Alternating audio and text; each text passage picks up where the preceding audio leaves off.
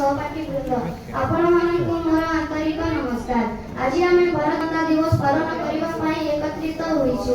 1947 मसीहा अगस्ट 15 तारिख रे आम देश भारत ब्रिटिश शासन स्वाधीनता लाभ करितिला।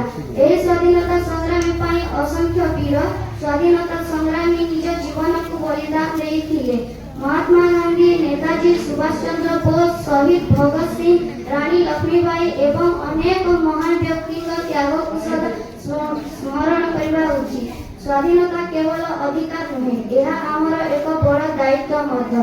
तेणु जड़े शिक्षार्थी भाव आमर कर्तव्य हेउछि जे मन दे पाठ पढ़ा, श्रृंखला पालन करवा, परिवेश सुरक्षा करवा, स्वच्छता रखा एवं समस्त प्रति सम्मान भाव रखा।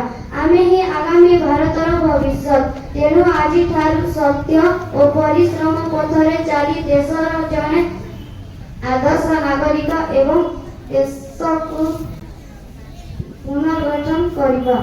आसंतु आमे समस्ते मिसी एक सशक्त स्वच्छ एवं भारतर गठन करवा।